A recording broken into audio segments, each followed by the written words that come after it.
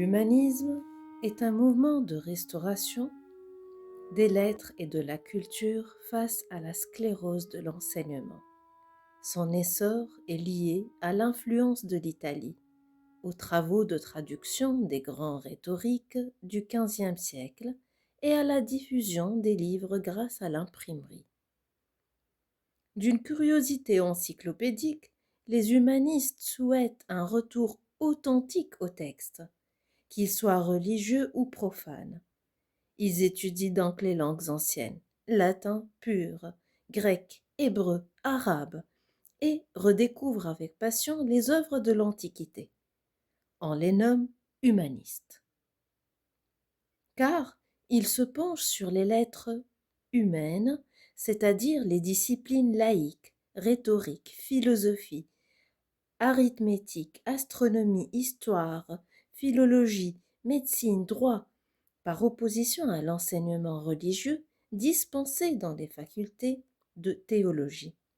Ils ne cherchent pas à imiter les anciens, comme au Moyen Âge, mais à comprendre leur message et à prolonger leur art.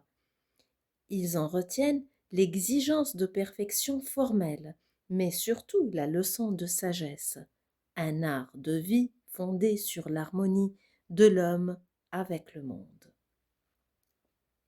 Par leur traduction, leurs commentaires et leurs enseignements, de brillants hellénistes comme Guillaume Budet, Jean Dorat, Henri Estienne, Jacques Lefèvre d'Étaples et Étienne Pasquier propagent la connaissance des anciens.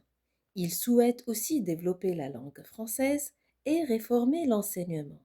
C'est donc pour eux une grande victoire contre la Sorbonne quand François Ier accepte de créer le Collège des lecteurs royaux, où sont enseignés le latin, le grec et l'hébreu.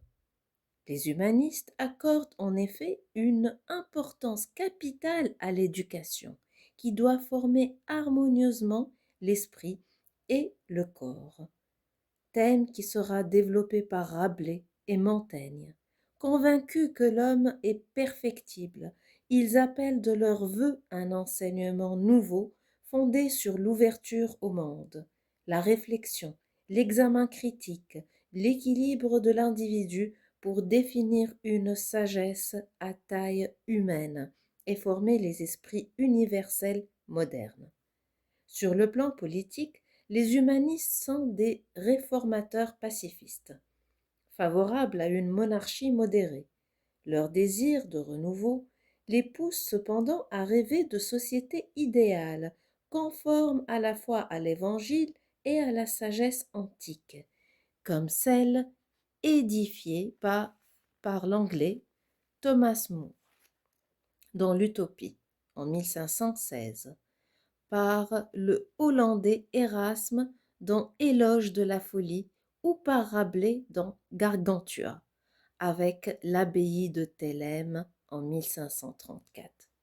Les humanistes pensent que l'homme est capable de comprendre le monde sans préjugés et de vivre librement, sous la double tutelle de la raison et de la foi. Ce culte de la liberté prend même parfois la forme d'une pensée politique avant-gardiste, comme en témoigne en Italie le prince de Nicolas Machiavel en 1513, ou en France la République de Jean Bodin en 1576, et le discours de la servitude volontaire d'Étienne de la Boétie en 1578. Sur le plan religieux, les humanistes prônent le retour à l'Évangile et aux sources mêmes de la foi, ce que l'on appelle l'évangélisme. Désirant mettre la Bible à la portée de tous, leur démarche est donc directement à l'origine de la réforme. Bien que celle-ci aboutisse à une conception pessimiste et austère de l'homme fort éloigné de l'optimisme humaniste.